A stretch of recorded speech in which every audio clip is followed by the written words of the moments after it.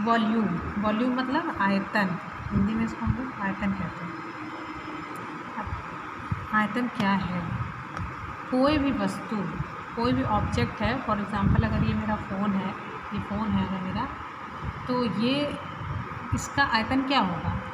ये जितनी जगह पे रखा हुआ है, सपोज़ ये यहाँ रखा हुआ है, इतनी दूर रखा हुआ है, तो जितनी जगह ये घेर रहा है, तो इसके द्वारा घेरा गया स्थान, ये क्या कहलाएगा? आयतन। इसके द्वारा घेरा, किसी वस्तु द्वारा, किसी ऑब्जेक्ट द्वारा घेरा गया स्थान उसका आयतन कहलाता है।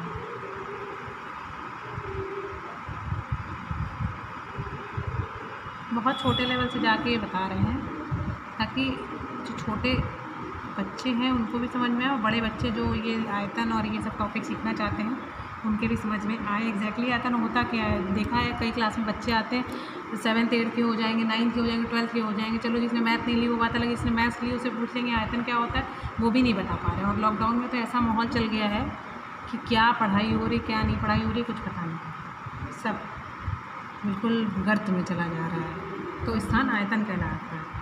कुछ भी हो सकता है, हम ये ले सकते हैं, ये कोई टुकड़ा है, इसका ये हो गया, ये इसका आयतन है, वो ये इस बीकर का आयतन है, या इस जार का आयतन है। तो जितनी चीज़ें होती हैं मैथ्स में, सबका आयतन अलग अलग दिया रहता है, उसमें फार्मूला बेस्ड होता है। लेकिन आप सब कहेंगे फार्मूला बेस्ड होता है तो फार्मूला बनता, मतलब फार्मूला कैसे आया? तो उसके भी बनने का एक प्रोसीजर होता है। कभी कभी क्या होता है कि हम लोग देखते हैं, कुछ लोग कहेंगे ए कहाँ से आया, ऐसे भी लोग होते हैं, ये कहाँ से आ रहा है? भाई ए जिसने बनाया तो बनाया, आया कहाँ से नहीं आया, उससे क्या लेना देना है? ए तो जिसने दे दिया, ए फॉर एप्पल मतलब ए फॉर एप्पल है, बी फॉर बॉल है, अब उसको ए फॉर मैंगो नहीं कर सकते हैं। तो कुछ चीज़ें ऐसी होंगी जो समझनी होंगी एज इट इज़, जो दिया हुआ है उसको आप ऐसे ही समझेंगे, और कुछ चीज़ें होंगी जिसको समझाने लायक होंगी, उसको बताया जाएगा कि कैसे उसको समझना है। तो इसकी इकाइयाँ क्या क्या होती हैं? जो आयतन होता है हमारा, एक्चुअली जो भी रहेगा, कुछ भी रहेगा, मीटर हमने पढ़ा, ठीक है, सेंटीमीटर पढ़ा, तो ये क्यूब में चला जाएगा। क्यूब क्यों? क्योंकि 3 जगह से तीनों चीज़ें हमें लेनी है, लंबाई, चौड़ाई, कोई भी चीज़ होगी अगर स्थान घेरेगी तो उसकी 3 चीज़ें ना स्थान घेरेंगी, लंबाई भी होगी उसमें, चौड़ाई भी होगी और उस ऊंचाई भी होगी। कुछ भी ले लें, कुछ भी, ये मेरा फ़ोन है फॉर एग्ज़ाम्पल, तो इसमें ये क्या है, ये क्या है, ये लंबाई हो गई, ठीक, चौड़ाई ये हो गई, ऊंचाई ये ऊंचाई हो गई, ये चौड़ाई ये हो गई, ऊंचाई ये हो गई और लंबाई ये हो गई। हाँ, ये जो पतला सा डायमेंशन दिख रहा है ये है चौड़ाई। तो ये चीज़ जो है तीनों, हर चीज़ में रहेगी, कोई भी चीज़ उठा लो, कुछ भी उठा लो, आयतन होना ही होना है। हाँ, अगर चौड़ाई 0 हो गई तो भाई आयतन वहाँ पर 0, उसका मतलब अगर रख देंगे हम, क्योंकि लंबाई गुणे चौड़ाई गुणे ऊंचाई होता है घनाभ का आयतन। घनाभ क्या होता है? क्यूब, सॉरी गलत हो रहा है, कैसे बनता है देख लो, नहीं बनाना आता है मुझे। तो ये हो गया length, breadth and height. Length मतलब लंबाई,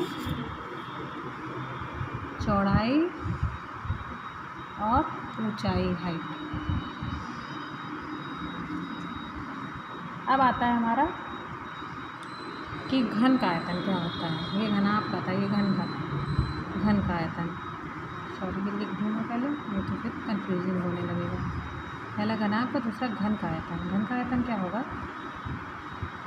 घन में एक चीज़ कॉमन होती है, सब भुजाएं सेम होती हैं। अगर ये ए दिया हुआ है तो ये भी होगा, ये भी है, तो इसमें भुजा गुणे भुजा, मतलब लंबाई भी सेम है, ऊंचाई भी सेम है और चौड़ाई भी सेम है, तो ए इंटू ए, तो ये हो जाएगा ए क्यूब। तो डायरेक्ट फॉर्मूला बनता है। कहीं पूछता है घन का आयतन तो डायरेक्ट आप रखिए, मान लीजिए दिया हुआ है कि घन की भुजा दी हुई है 6 सेंटीमीटर, तो इसको सिंपली क्या करेंगे हम, 6 इंटू 6 कर देंगे, तो ये आ जाएगा 216, 6 36 दूना 216 सेंटीमीटर क्यूब। क्यूब क्यों? क्योंकि 1 सेंटीमीटर इसका इंटू 1 सेंटीमीटर इसका और 1 सेंटीमीटर इसका, तो 3 बार आया तो क्यूब हम लगाते हैं, 2 बार आता है अगर स्क्वायर। अगर एरिया पूछता है, कभी भी पढ़ा होगा, एरिया नहीं पढ़ा है तो ये टॉपिक भी कवर करेंगे।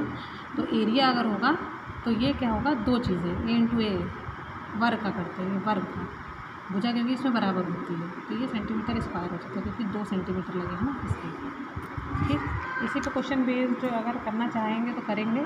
तो आज के लिए इतना ही रखते हैं टॉपिक।